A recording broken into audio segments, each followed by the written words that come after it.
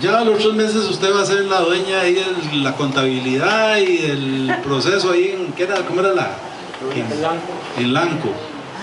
O sea, cuando uno llega con buena actitud y con disposición a trabajar y aprender, 3 meses uno es el papá de los tomates, como dice el anuncio. Así que no se preocupen, y más que somos hijos del Rey, Él nos va a llevar a bien en todo. No se preocupen, estén tranquilos y disfruten el regalo de Dios. Así es. Amén. Ok. Para continuar con lo de la cápsula, ya hoy tocaba arrancar con la parte histórica del Nuevo Testamento. Pero el Señor tiene otros caminos, y un día de estos, hablando con una persona, me hizo pensar que era mejor hacer un resumen. Hablando con esta persona me decía, es que el Nuevo Testamento ya no sirve para nada, ahora es el Nuevo. Digo, el Antiguo Testamento ya no sirve, ahora hay que basarse solo en el Nuevo. Y le decía yo, no, la palabra de Dios es toda. Ahora, hay cosas del Antiguo Testamento que fueron superadas por Jesús, pero la Biblia es toda. Entonces hoy quería que hiciéramos un resumen más informal. El que quiera preguntar, el que quiera participar, es la idea. Yo quería hoy hacerles algunas preguntas para ir viendo hasta dónde llegó algo de todo lo que hemos hablado en este tiempo. Excelente, examen. Entonces, la primera pregunta es bien fácil. ¿Cuál es el primer? Saquen una hojita y ahí pónganle nombre. No, mentiras. Hasta que se pone uno nervioso cuando le dicen eso. Recuerda la escuela y colegio. Ok, la primera pregunta. Levantan la mano el que quiera participar o lo dice. ¿Cuál es el primer libro de la Biblia? Ay, qué fácil. Génesis. ¿Cuál? Génesis, muy bien. Primera, pasada, está bien, ya segundo. El último todavía no hemos llegado porque eso comienza la próxima semana. Ok, bienvenidos. ¿Por qué es importante el Génesis? Esto es más difícil. ¿Por qué es importante el primer libro que se llama Génesis?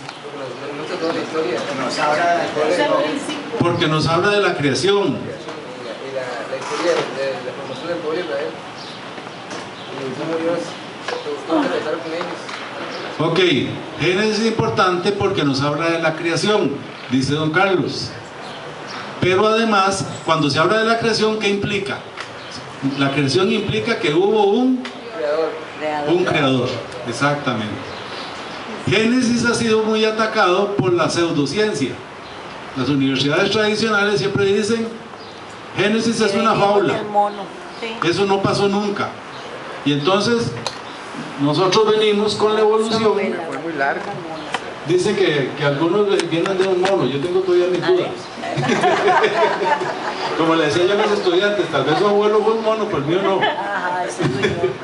Entonces la evolución se ha aprovechado para atacar Génesis, porque muchas de las cosas que dicen ahí no se pueden comprobar con la denominada ciencia. Pero recuerden que nosotros trabajamos con fe, y lo lindo de nuestra época, ahora que hablaban del desarrollo de la ciencia, es que muchos de los descubrimientos que están pasando nos demuestran que la palabra de Dios tenía razón. Antes decían, eso es una fábula, como decía un conocido comunista, amigo de nosotros, que yo no sé cómo era amigo, decía, la Biblia son puras fábulas judías, decía, puras mentiras. Entonces hemos visto que no es cierto, que la palabra de Dios es cierta, y conforme avanzamos, conocemos. ¿Cuál es el personaje más importante, el primer personaje importante del Antiguo Testamento? Abraham. ¿Y por qué era importante Abraham? ¿Por qué fue importante Abraham? A ver. Se le prometió ser padre de De ahí nació el pueblo de Israel, el pueblo escogido. ¿Y por qué? ¿Y cómo fue llamado Abraham? ¿Por qué era importante? ¿Qué era la característica que tenía Abraham que lo hacía un gran hombre? La fe, el padre de la fe. Mire, Reinaldo, ¿cómo pone atención? Es el padre de la fe.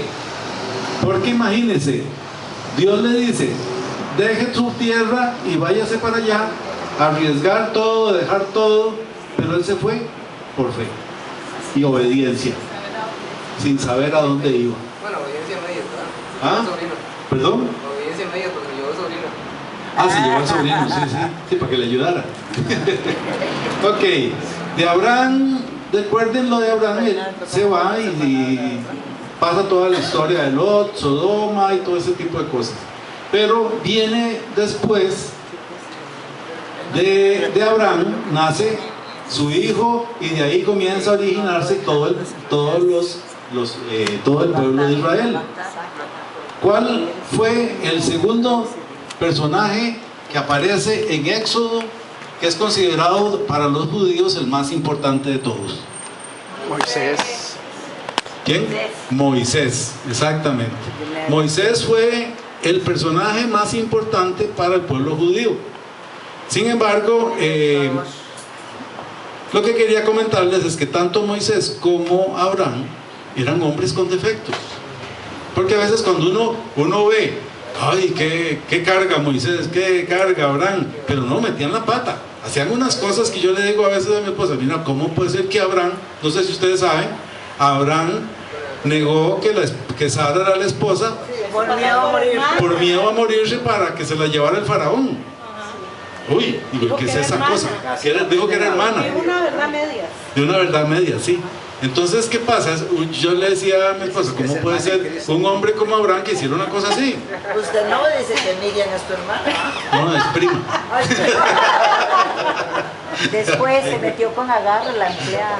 Sí, bueno, pues eso también... Esa es la culpa de la esposa, sí. Como siempre, echándole la Ok, entonces Moisés, La mujer era así. ¿por qué es muy importante Moisés? Se le echó a la empleada, a la esclava. Porque recuerda, él sacó al pueblo de Israel ¿de dónde? De Egipto. Y caminaron una semana y llegaron al pueblo, llegaron a Canaán. ¿Ah? 40 años dando vuelta. ¿Por qué? Por rebeldes, por desobedientes. Ok. Y entonces aparece otro gran hombre que le tocó entrar a la tierra prometida y luchar por ella. ¿Quién fue? Josué. Otro gran hombre que fue un gran guerrero y obediente a la palabra de Dios. De ese no se dice nada. ¿Ah? De Josué no se dice nada. De Bueno, Josué casi nada no más se que dice era nada. temeroso, porque si le digo, esfuérzate, sé valiente. Fue muy valiente, fue esforzado y valiente. Casi nada, con las murallas de Jericó cayeron en la época con Josué. Las murallas de Jericó, como dice don Carlos, cayeron en la época de Josué. ¿Sí? Era un hombre de fe y obediente. Ok, muy bien. Después de Josué, ¿qué pasó? Él llega y domina la tierra prometida, a muchas guerras, va tomando y va ganando batallas. ¿Qué pasó después? Aparecen otros personajes importantes que se llamaban los jueces. ¿Y cuál fue el más famoso de los jueces? ¿Ah? Sansón. Era famoso, siempre nos gusta la historia de Sansón, ¿verdad? Porque era muy fuerte. Y sin embargo, Sansón se le decía, es un nombre muy interesante, le decían que iba a ser nazareo. Y a veces uno se enreda y dice nazareno. No, nazareno era Jesús. Nazareo era Sansón. Y Sansón, pero también fue un tortero, mujeriego, muy valiente, luchador, pero ahí también tortero. Entonces vean que todavía tenemos oportunidad. Eran buenos y torteros. ¿Ah? Nazareo eran los que eran dedicados en el Antiguo Testamento, en el Antiguo Israel, a alguna función. Entonces, por ejemplo, Sansón fue llamado a ser un juez y no se podía cortar el pelo y un montón de cosas, ni tomar vino y un montón de cosas. Claro, no funcionan algunas, ¿verdad? Ok. Después de Sansón y los jueces, ¿qué pasa? Ahí viene algo muy importante que cambió la historia de Israel. ¿Qué fue? Los reyes. El primer rey. ¿Ah? Los reyes. Pidieron rey. Eso fue la metida de pata. Saúl. ¿Y cuál fue ese primer rey? Saúl. Saúl. Entonces vean, ese es el grave error, uno de los graves errores de Israel que todavía nos repercute a nosotros. Decidieron no seguir a Dios, sino seguir a los hombres. Querían un rey en lugar de tener la palabra de Dios y seguimos en la misma, ¿verdad? Entonces Saúl, aparece Saúl, que fue otro hombre perfecto. No, otro tortero. También durante 40 años fue valiente, luchó por Israel, levantó el reino de Israel, pero comenzó a tener problemas y comenzó a meterse en cosas que Dios no le había pedido, que fue una de las tortas que se jaló. ¿Recuerdan? Que hizo, que ofreció un holocausto por no esperar al profeta. Nosotros no debemos hacer lo que Dios no nos ha pedido. Y él se puso a hacer un holocausto que le sonó lógico, era algo bueno. Dice, voy a hacerle un honor a Dios, pero no tenía permiso para hacer eso. Y ahí comenzó él para atrás. Ok, Saúl llega y muere en batalla, y muere su hijo también. ¿Y quién queda en lugar de él? David, el rey David. Ese es otro tortero, sí, otro tortero. Sin embargo, ¿qué se dice de David? Que tenía el corazón como Dios. Un hombre conforme al corazón de Dios. Porque todos tenemos nuestros problemas, nuestras tortas. Pero depende cómo tenga yo un corazón dispuesto a las cosas de Dios, Dios comienza a actuar en mi vida. Entonces recuerden, David era torterillo, pero con un corazón dispuesto al Señor, como no hubo, ¿verdad? Amén. Ahora, David, recuerden, hasta manda a matar a uno de sus soldados para quedarse con la esposa, Urías. Bueno, lo mandó a la Sí, no lo mandó a matar directamente, lo puso adelante para que lo mataran, ¿verdad? Pero viene a hacer lo mismo. Es lo mismo. Okay. Ay, yo no fui. Entonces hay mucha gente que dice, ¿cómo puede ser un hombre como ese? Yo esto hablaba con esta persona que les cuento, me dice, ¿cómo puede ser ese David, el gran rey, si es un asesino? Volvamos, si nos trasladamos a la época de Jesús, todos somos culpables. Recuerda que él dijo que es tan adúltero el que lo hace como el que lo piensa. Pues es tan asesino el que Oscar, como creo el que es de Oscar. piensa en matar, o el que odia. Toyota. ¿Un qué? Toyota chiquitito. Ah, no. Hyundai. Termina en 059 de la placa. Sí, ahí van a meter un camión. Hay un Hyundai blanco atravesado, Chiquitito es. entonces no es aquí. Tal vez no es aquí. Ok, entonces David El mío, porque el mío es corona. se jaló muchas tortas, pero todo él lo hacía para agradar a Dios. Y a ratos, como todos nosotros, se le metía el agua, ¿verdad? Se jalaba el planchazo. Así es. Ok, pero de David nace el siguiente rey. ¿Cuál era? Salomón. ¿Y cuál era la característica de Salomón? Sabiduría. Fue muy sabio. Bueno, hasta cierto punto, hasta cierto momento. Se le acabó la cuerda. Se le acabó la cuerda. Era muy sabio, pero no tanto. Dice que ya viejo, se volvió viejo verde, don Milton. Le gustaban mucho las mujeres y tuvo cuántas 700 esposas y cuántas 300 esposas y 700 concubinas. Imagínese, no moría. ¿No puede uno con una?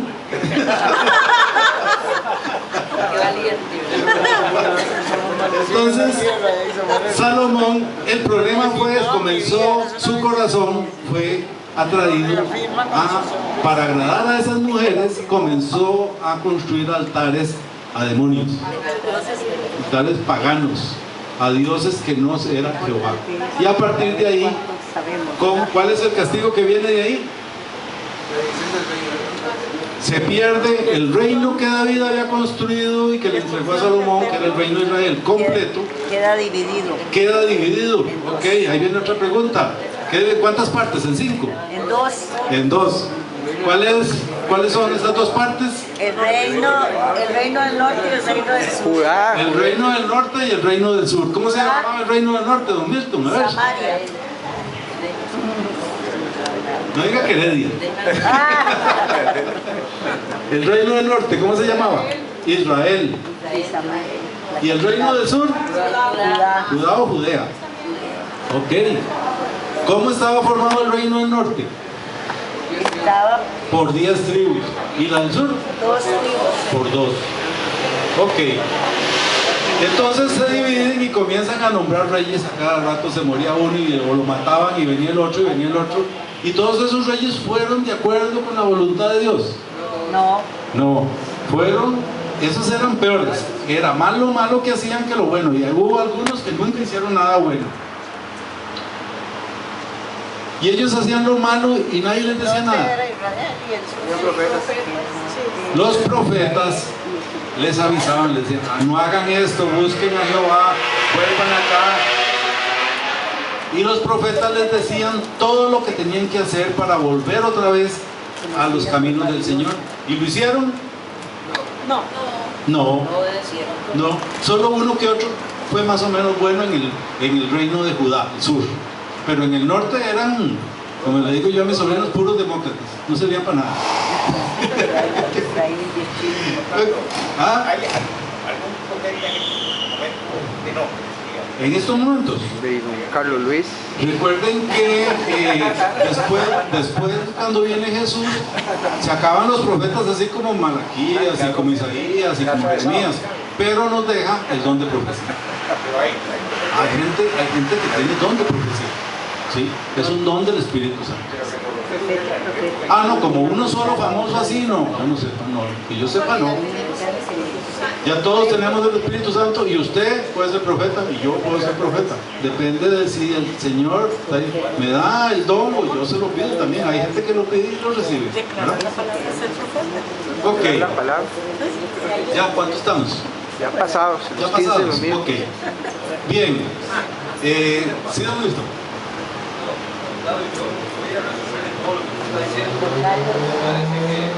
Una vez más se confirma de que solo Dios es perfecto, nada más. Eso hay uno, porque en el Antiguo Testamento ni Abraham ni Moisés fueron perfectos. Hubieron problemas de todo tipo. Vamos al Nuevo Testamento, ni Daniel, ni Pablo. No se dice nada. De Daniel no se ha dicho nada. Pues solo Dios. Recuerden que el Señor usa seres imperfectos para perfeccionarlo y llevar su iglesia adelante.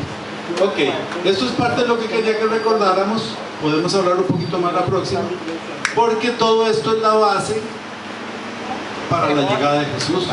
Todo fue preparado para que llegara Jesús. Todavía falta que hablemos un poquito más sobre cómo ellos perdieron a la tierra de Israel, cómo fueron llevados esclavos, cómo después volvieron y qué esperaban y cómo estaban esperando un Mesías cuando apareció Jesús, ¿verdad? Pero no esperaban un Mesías como Jesús, esperaban un Mesías militar. Entonces eso lo veremos la próxima. Y recuerden, la palabra de Dios es toda, el Antiguo y el Nuevo Testamento, y toda esa palabra nos puede enseñar mucho, toda la palabra de Dios. Muchas gracias. Gracias.